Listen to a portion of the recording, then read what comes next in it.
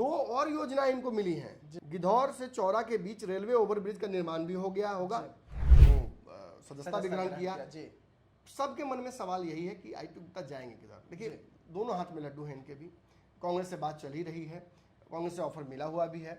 भाजपा बेचैनी में अपनी है ही कि पान समाज कहीं छटक न जाए। ईबीसी का एक बड़ा वोट बैंक है। एक तरफ जातीय गणना करा के अपने पक्ष में वोट लेने की कोशिश कर रहे हैं, दूसरी तरफ पान समाज छटक जाएगा तो दिक्कत होगा। अगर आप सही मुद्दों पर लड़िएगा तो जात समाज भी आपके साथ जुड़ जाता है, चाहे कितना भी पिछड़ा हो। और ऐसे में आईपी गुप्ता ने पार्टी भी अनाउंस कर दी उस दिन। आईआईपी पार्टी उनकी बन गई है, इंडियन इनकलाब पार्टी। अब किस तरफ वो जाएंगे इसको लेकर खूब चर्चा हो रही है। नोरमा ग्रुप, जो सोचता है वो करता है, आपके अपने सपनों का आशियाना।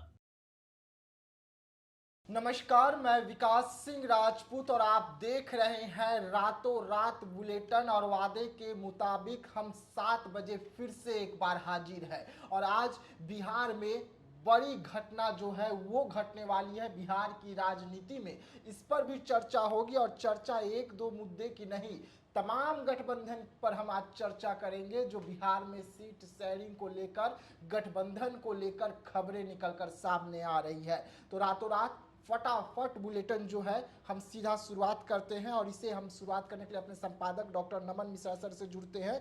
सर, एक बार फिर से तेजस्वी के साथ नीतीश। देखिए, नीतीश कुमार ने कल ही एक ऐसी बैठक बुला ली जिसकी वजह से ये चर्चाएं होने लगी कि क्या नीतीश कुमार फिर से वापस तेजस्वी के साथ जा सकते हैं। हमने एआई का भी कल सहयोग लिया इसके लिए। उसने भी कहा कि कोई इमीडिएट रस तो नजर नहीं आ रहा है। लेकिन देखिए, सर्वे जो रिपोर्ट आ रही हैं, मैं सिलसिलेवार तरीके से बता दूं, सर्वे रिपोर्ट में नीतीश कुमार का लगातार गिरता ग्राफ, तेजस्वी का ग्राफ सबसे ऊपर।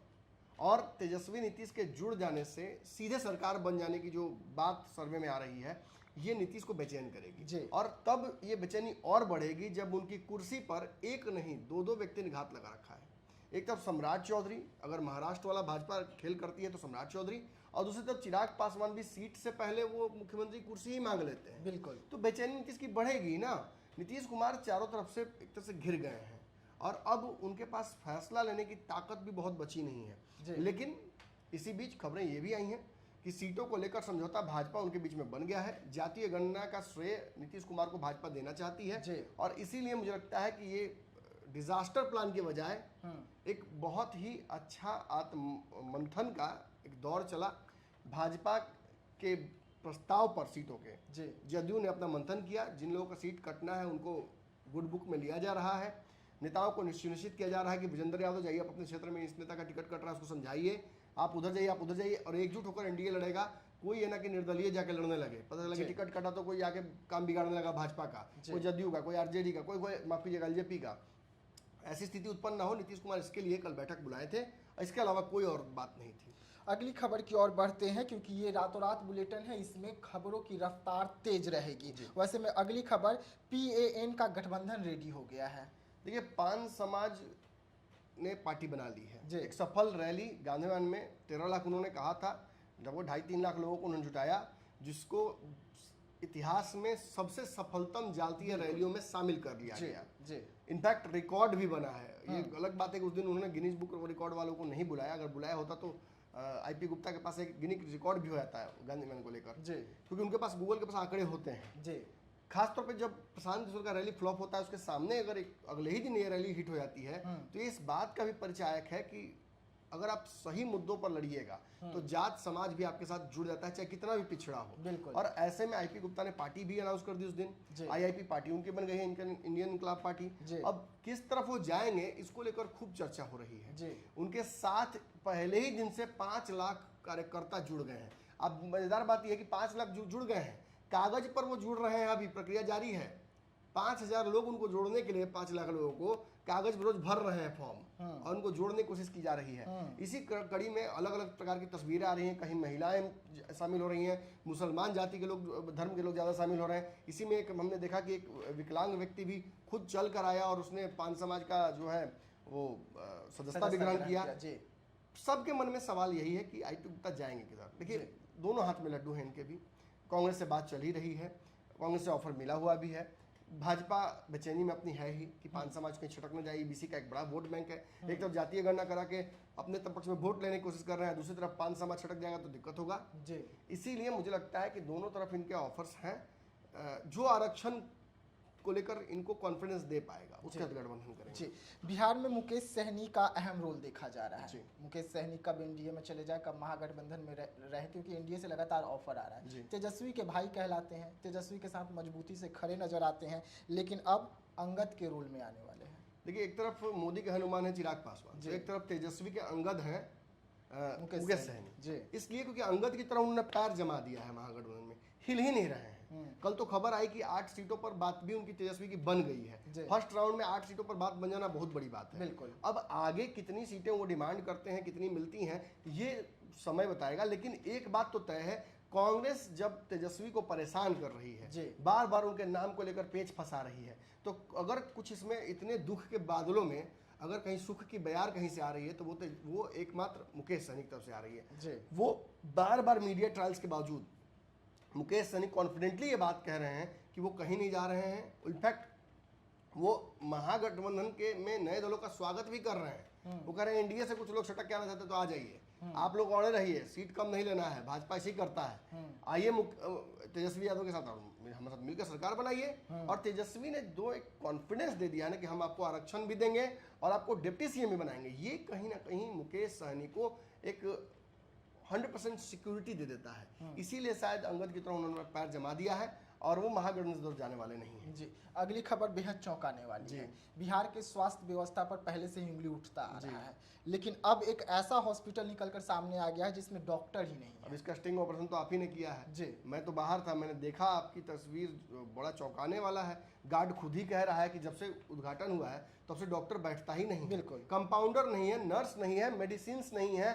आँख का डॉक्टर आँख का इलाज कराने जाएगा तो पैर का इलाज हो जाता है, और गार्ड बोल रहे हैं कि हम ही लोग दवाई दे देते हैं। ये तो बड़ा दुखदाई है। और सराय रंजन, जिसे कहा जाता है कि सीधे मुख्यमंत्री के कार्यालय से जुड़ा हुआ क्षेत्र जी, है, जी। विजय चौधरी का क्षेत्र है, नीतीश के नौरत्न भी नहीं, नीतीश अगर अकबर तो बीरबल ये, जी।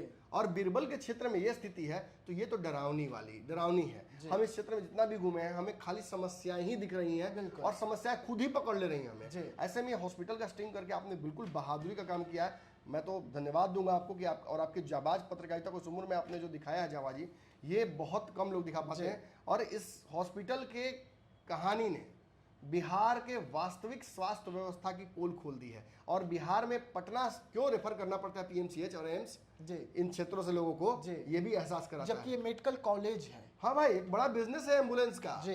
यहाँ से रेफर किया जाता है क्योंकि डॉक्टर यहाँ नहीं बैठते हैं। बताइए, जिन डॉक्टरों को यहाँ ड्यूटी लगाई है वो क्यों नहीं बैठते हैं? और ये कौन देखेगा? ये विधायक देखेंगे ना। विधायक तो सरकार के साथ बैठक करने में लगे हुए जी। हैं, गठबंधन करने में लगे हुए हैं। तो यहाँ तो ये तो विधायकहीन क्षेत्र है ना, इसलिए समस्याएं हैं यहाँ पे। जी, अगली खबर बेहद चौंकाने वाली है। चिराग के जीजा ने रिकॉर्ड तोड़ दिया है अब तो। हाँ, रिकॉर्ड तोड़ दिया। जो चिराग नहीं कर पाए वो उनके जीजा ने कर जी। दिया। देखिए, जमुई को लेकर आज तो उन्होंने प्रेस कॉन्फ्रेंस भी कल की थी, और उन्होंने जातीय गणना को लेकर पूरा श्रेय जो है वो मोदी, चिराग पासवान और सीधे सीधे दे दिया है रामविलास पासवान को। जी। और उन्होंने ये भी कहा है कि देखिए, इतना ही नहीं, हम आगे बहुत बिहार में विकास करने वाले हैं। अपने क्षेत्र की बात करते हुए उन्होंने फेसबुक पर जो लगाया है वो देखने वाली बात है। मैं कहूँगा कि आप भी दिखाइए। उन्होंने आज़ादी से आज तक जो नहीं हुआ है वो कर दिखाया है। जी। क्या हुआ है तो देखिए, पहली बार उन्होंने लिखा गया, आज़ादी के बाद पहली बार शेखपुरा से नई दिल्ली के लिए सीधे ट्रेन सेवा शुरू की है।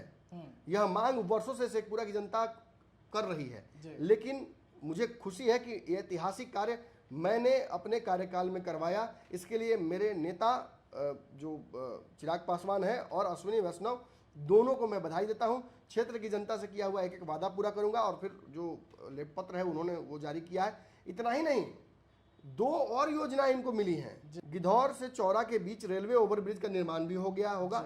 और के अलावा एक और बड़ी जो घोषणा, 2 बड़ी घोषणाएं और हुई हैं, वो है, उन्होंने अपने फेसबुक से लिखा है, रेल बदलेगा रफ्तार, विकास करेगा विस्तार, जमुई को मिल रही है 2 बड़ी सौगातें। ये इन्होंने डिमांड भी की थी, सदन में खड़े होकर मांगा था, और अश्विनी वैष्णव ने इस पर मुहर लगा दी, और ये केंद्र सरकार से भी मुहर लग चुकी है इसमें।